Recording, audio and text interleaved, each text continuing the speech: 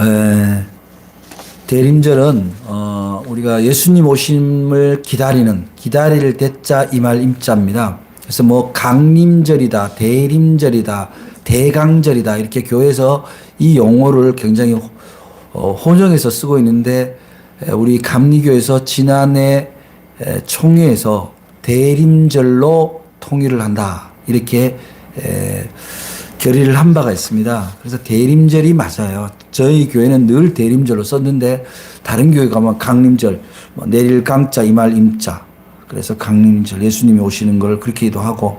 근데 엄밀한 의미에서 절기로 볼 때 예수님의 성탄절을 앞두고 있기 때문에 기다릴 대자가 맞죠.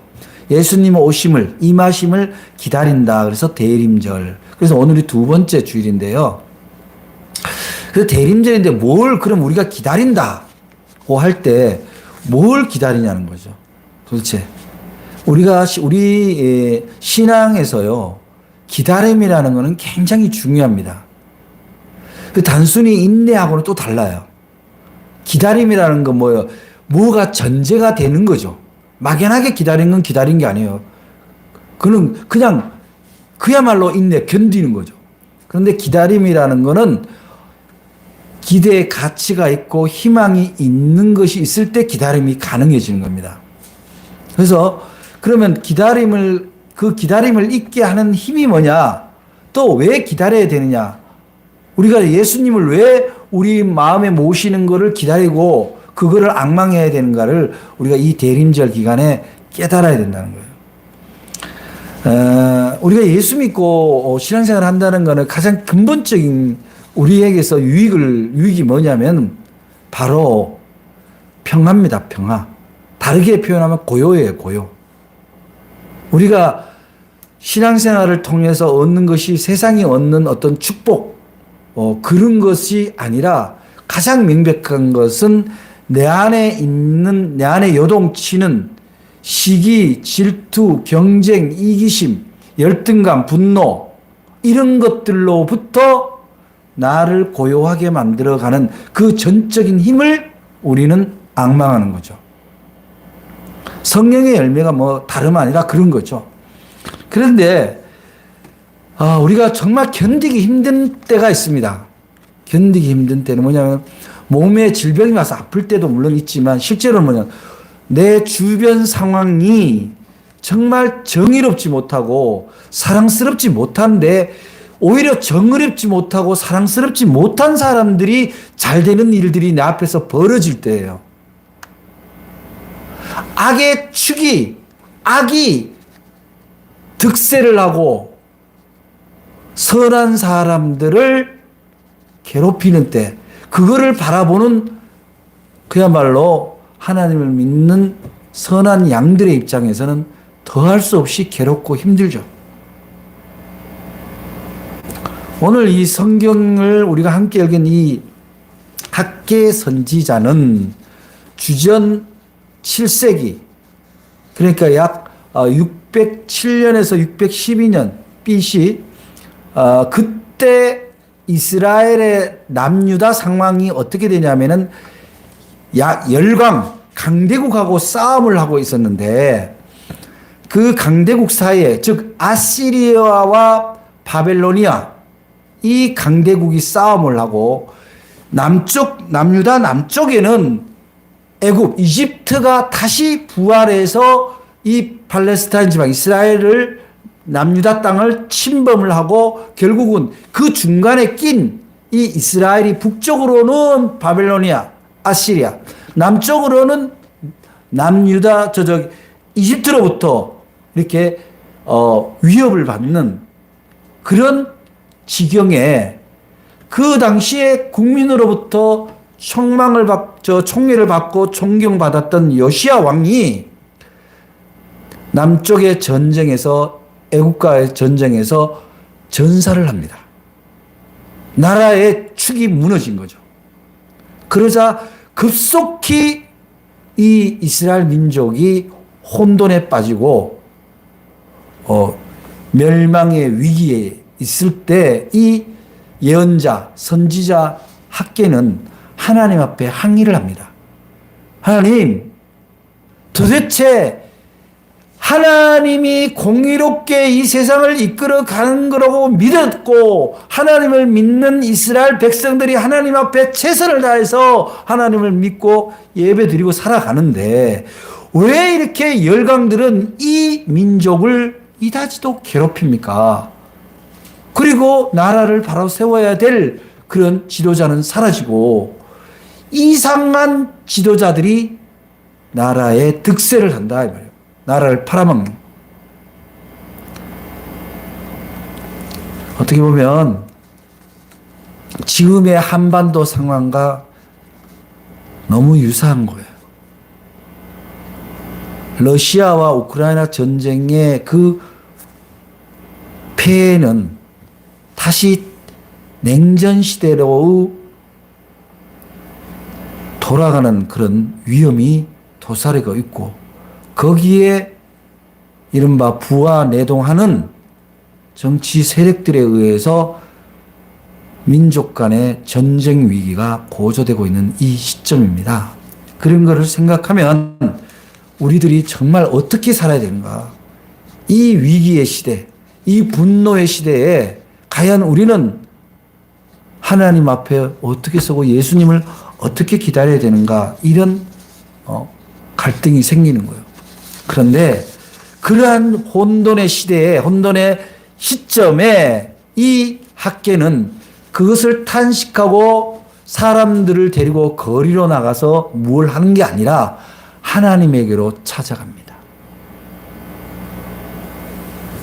오늘 말씀에 보니까 1절에 내가 내 파수하는 곳에 서며 성루에 서리라. 그가 내게 무엇이라 말씀하시는지 기다리고 바라보며 나의 질문에 대하여 어떻게 대답하실는지 보리라. 이렇게 얘기합니다. 즉 학계는 시대의 불의, 민족의 위기를 인간들에게 탄식하고 그들을 어떻게 해보고자 하는 것이 아니라 하나님 앞으로 나아가서 그에게 물어보리라고, 그렇게 우리에게 위기의 시대에, 분노의 시대에, 불의의 시대에 우리의 자세가 어디로부터 출발해야 되는가를 가르쳐주고 있는 거예요.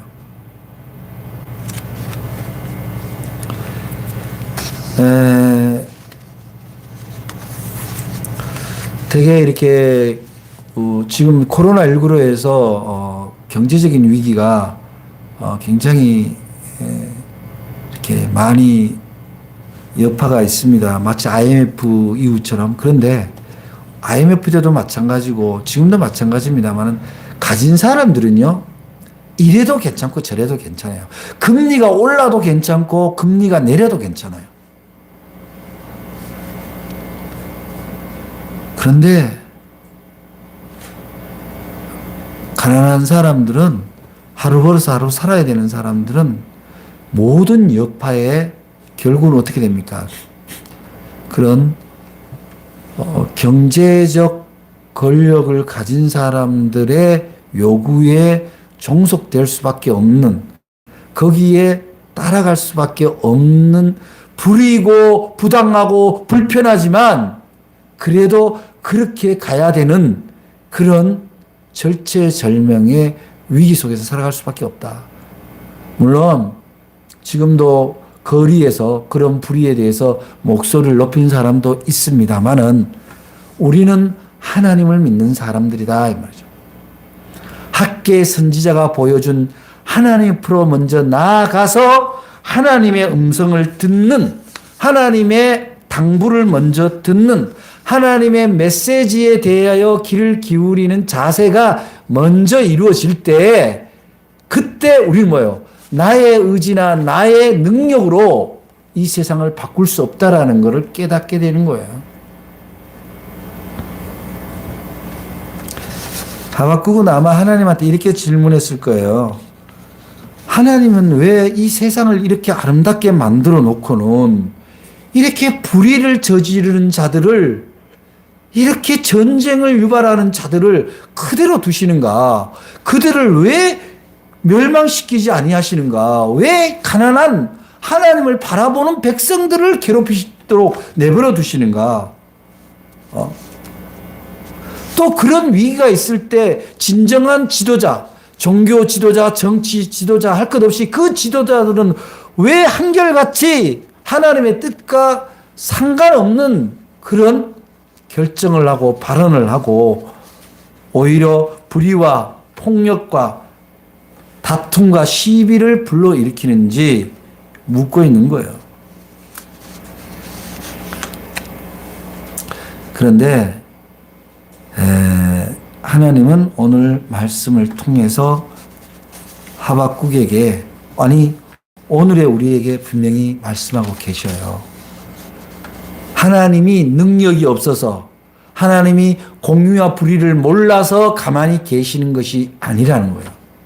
하나님은 이러한 때에 인간들의 사는 세상에는 언제나 부요한 자와 가난한 자가 있고 불의한 자와 정의로운 자가 같이 있지만, 사랑스러운 자와 이기적인 자가 같이 있지만, 하나님은 거기에서 믿음 있는 사람을 보겠다라는 거예요. 그 사람을 통해서 일을 하겠다는 겁니다. 하나님은 이렇게 얘기합니다. 2절에 보십시다. 여호와께서 내게 대답하여 가라사대 너는 이 묵시를 기록하여 판에 명백히 새기되 달려가면서도 읽을 수 있게 하라. 이 묵시는 정한 때가 있나니 그 종말이 속히 이르겠고 결코 거짓되지 아니하리라. 더욱 비록 더딜지라도 기다리라. 지체야 되지 않고 정령 응하리라. 이것이 하나님의 응답입니다. 하나님의 공의는, 하나님의 정의의 심판은 우리들의 욕구에, 우리들의 필요에 의해서 판단되신다는 것이 아니라, 그러한 위기 속에서도, 그러한 불의 속에서도 자신의 믿음과 정의와 사랑을 지키고 남는 자가 누구냐라는 것을 하나님이 보시겠다는 겁니다. 만약에 하나님이 언제나 심판자가 돼서 우리에게 유익한 판단을 해주기를 그때그때 맞춰서 모든 것을 정리해 주신다면 우리는 뭐가 될까요? 우리는 의지라는 것이 필요 없는 하나님의 피조물이 돼 뭐가 됩니까? 움직일 수 없는, 스스로 자유의지와 자기 개발이 불가능한 로봇과 같은 제품과 같은 존재가 된다 이 말이에요. 하나님은 우리에게 하나님의 영성을 부어줘서 너희들이 스스로 사랑하고 공의로우며 평화를 이루어가는 모습을 보여줄 때 하나님 역시 그를 돕겠다, 그런 말씀인 거죠. 그래서 우리는 참 그래요. 우리 말에 보면은 사필기정이라는 사자성어가 있잖아요. 모든 일에 있어서 정의는 반드시 돌아온다. 조급함이 모든 것을 해결하는 건 아니다. 중요한 것은 내가 나의 판단과 행위를 누구한테 구하느냐 이런 얘기죠.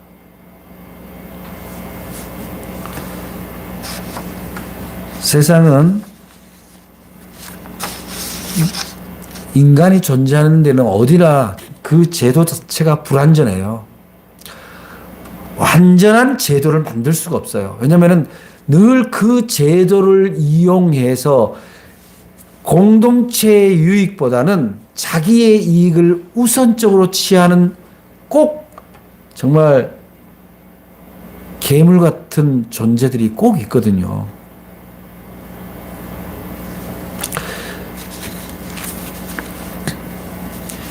마치 하나님의 공의가 이루어지는 그런 때는 어떻게 보면은 아기를 잉태한 여인이 출산날은 정해진 것처럼 우리에게 주어진 하나님의 시간은 반드시 공의롭게 끝나게 되어 있다. 그러나 역사는요, 하나님의 공의의 심판이 있고 또 시간이 지나면 불의가 승하던 것이 역사의 인간의 시간이었습니다. 그러한 때일수록 이 시대가 비록 공의가 굽어지고 폭력이 앞서며 의인을 억압하고 마음이 한껏 부풀어 오른 교만한 자들이 세상을 지배하는 것처럼 보이고, 하나님을 경외하지 않으면서 하나님을 팔아먹은 자들이 세상에 횡행하고 있다 할지라도 그것은 곧 하나님의 때에 하나님의 심판의 제물에 불과한 존재들입니다. 우리는 그런 제물에 편승되어서 우리 스스로가 죽어가는 존재가 될 수는 없다라는 겁니다. 그래서 그러한 시대의 태형을 보면서 마음 아프긴 하지만 우리 역시 절망하거나 그 태행을 따라갈 필요는 없다라는 거예요. 왜 그렇습니까? 하나님은 살아계시고 하나님은 반드시 그 끝을 내는 분이시기 때문입니다. 우리가 믿는 신앙, 우리가 섬기는 이 교회는 그런 의미에서 하나님 나라로 가는 백성들, 하나님의 시간을 바라보는 그 백성들의 학교와 같습니다. 학교는요, 주어진 시간만큼 학습을 해야 되는 곳이에요. 자기가 안다고 중간에 뛰쳐나갈 수가 없어요.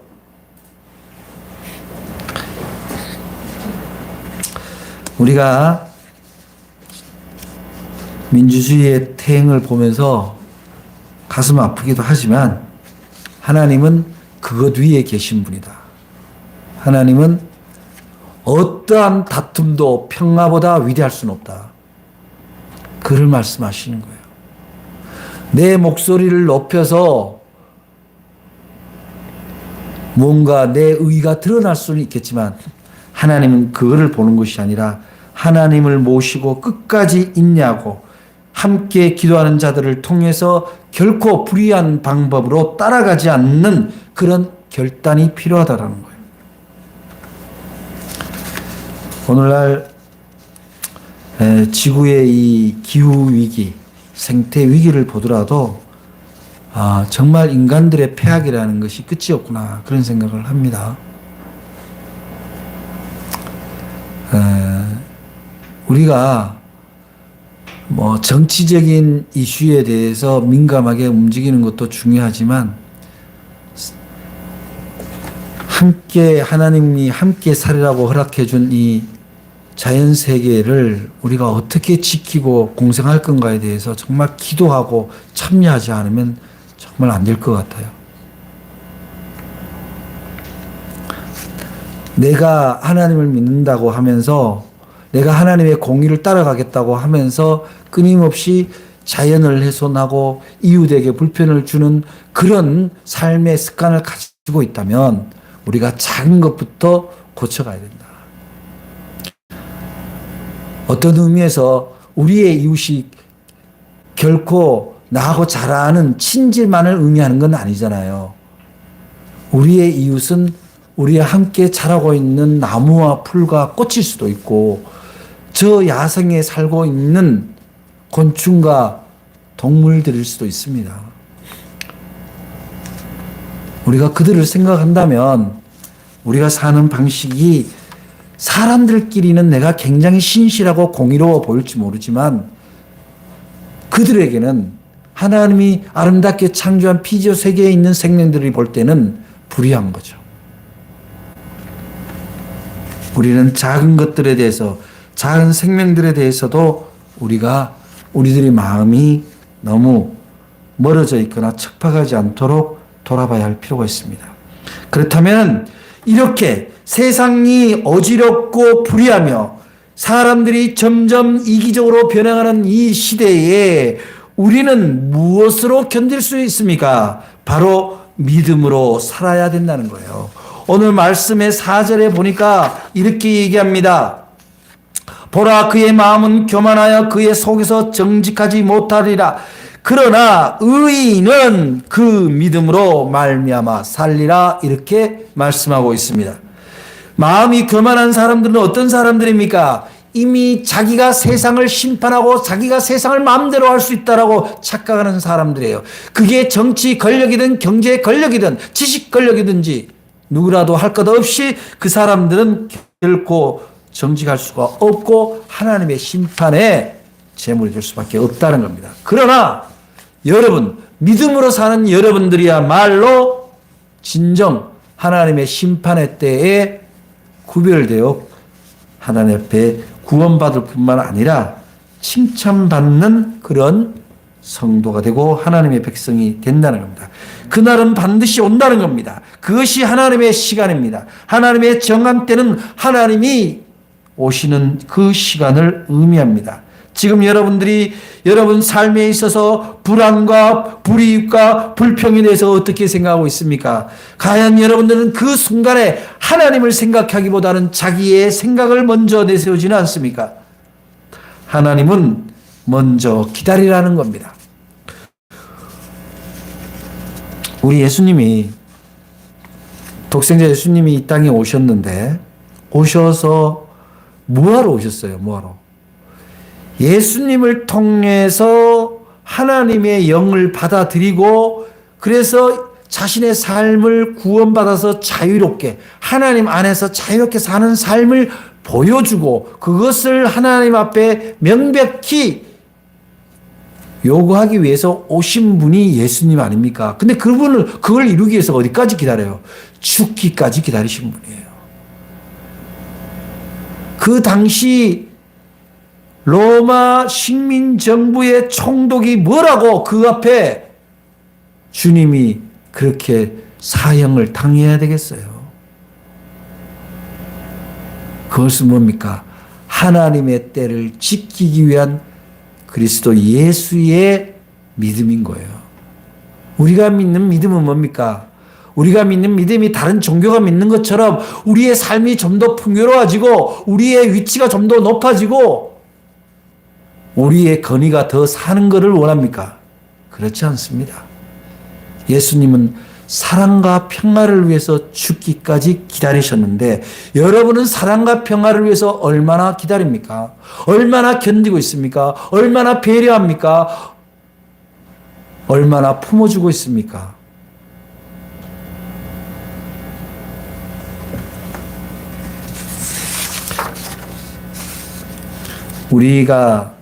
우리에게 지금부터 주어진 시간은 우리들의 욕구를 유보하는 거예요. 우리들의 의지를 유보하는 겁니다.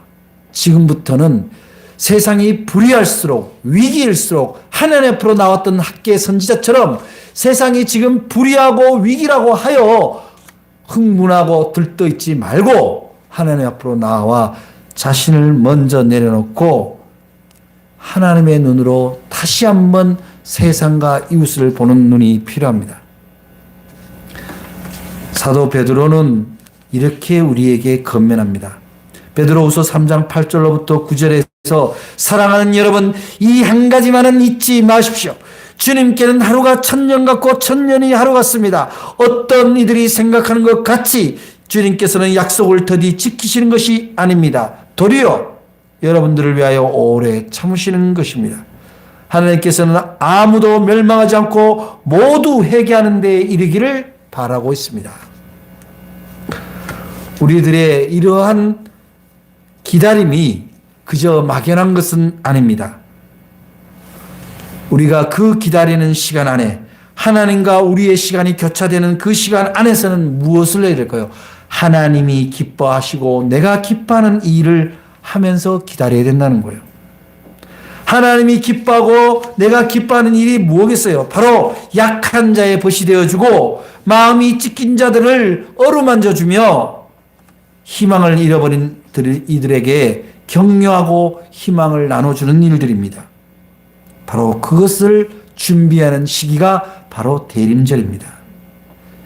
이 대림절, 평화의 예수, 사랑의 예수, 구원자 예수가 나한테 와서 나를 통해서 약한 자의 벗이 되고 마음이 찢긴 자들을 위로하며 병든 자들을 회복하고 희망을 잃어버린 자들을 일어서게 하는 일들을 하기를 원하신다는 거예요. 그 주님을 모시기를 원하신다는 거예요. 주님이 우리의 마음이 되고 몸이 되어 우리가 그들을 이웃 곁으로 가기를 원하신다는 겁니다. 그러한 주님을 기다리는 대림절입니다. 여러분은 도대체 예수님을 왜 기다리고 있습니까? 우리가 어릴 때 예수님 보다가 산타크로스를 기다렸던 성탄절이 있었습니다. 어른이 되어서도 예수를 산타크로스처럼 뭔가 선물 보따리를 갖고 오는 주님을 기다리고 있지는 않습니까? 주님이 주시는 가장 큰 선물은 바로 주님을 우리의 선물로 받아들이는 일입니다. 우리가 살다 보면은 우리의 삶이 도대체 왜 이런가? 기도를 해도 응답이 안 되고 우리가 꿈꾸는 일들이 이루어지지를 않을 때가 너무 많습니다. 정말 눈물로 기도할 때가 많습니다.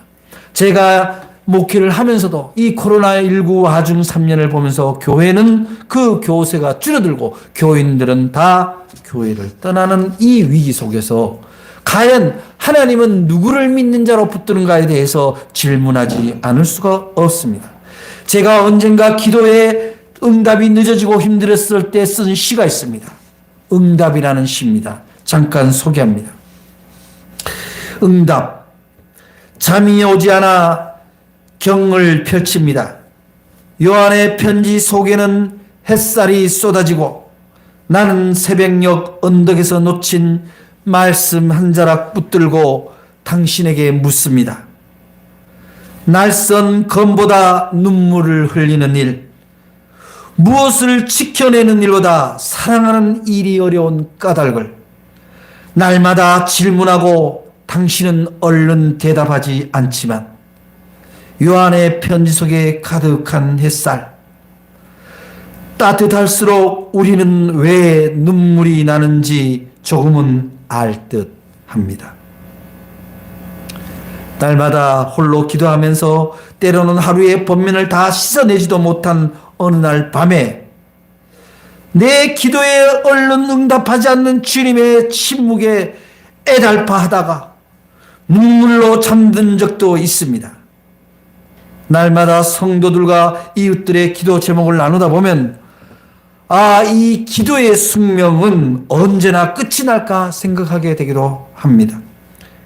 그러나 이 기도의 끝에 찾아오시는 계신 듯 아니 계시는, 들리는 듯 아니 들리는 그분의 숨소리, 그 가열한 숨소리에 내 마음에 어둠이 사라지는 것을 느낄 수 있었습니다. 주님의 호흡을 느낄 수만 있다면, 내가 한숨 쉬고 탄식할 때 주님이 내 손에, 내 어깨에 손을 얹으시며 그 긴 호흡을 하는 것을 느낄 수만 있다면, 그래서 그분의 호흡이 나의 호흡이 되고 내가 그분과 함께 있다는 것이 느껴진다면, 이 불의한 시대에, 가난한 시대에 우리가 무엇을 두려워하겠습니까? 사랑하는 여러분, 지금은 주님이 이미 응답하고 계시고 우리 곁에 가까이 와 계시다는 사실을 믿으시기를 바랍니다. 그 주님을 통해서 여러분들의 마음과 지금도 상처 있고 위로받기 원하는 이웃의 마음을 함께 어루만지는, 그래서 주님이 더욱 가까이 느껴지게 되는 그런 대림절 되기를 간절히 축복합니다. 주님은 학계 선지자가 마치, 하박국 선지자가 마치 망 위에 올라와서 주님에게 부르짖었던 것처럼 이제 세상을 향해 부르짖기보다 먼저 하나님 앞에 나와 부르짖어 그분의 응답을 받으라고, 그리고 그것을 기다리라고 우리에게 오늘 말씀을 통해서 얘기합니다. 여러분, 이 대림절에 주님을 만날 수 있기를 간절히 바랍니다. 그래서 이번 성탄절에는 참으로 예수님을 여러분 품 안에 온전히 품는 그런 복된 성탄이 되기를 주의 이름으로 간절히 축복합니다. 오늘도 주님은 하박국 선지자를 통해서 우리에게 말씀합니다. 너는 이 묵시를 기록하여 판에 명백히 새기되 달려가면서도 읽을 수 있게 하라. 이 묵시는 정한 때가 있나니 그 종말이 속히 이르겠고 결코 거짓되지 아니하리라. 비록 더딜지라도 기다리라. 지체되지 않고 정령 응하리라. 그리고 우리에게 말씀합니다. 의인은 그 믿음으로 살리라. 아멘. 기도하겠습니다. 사랑의 하나님 감사합니다.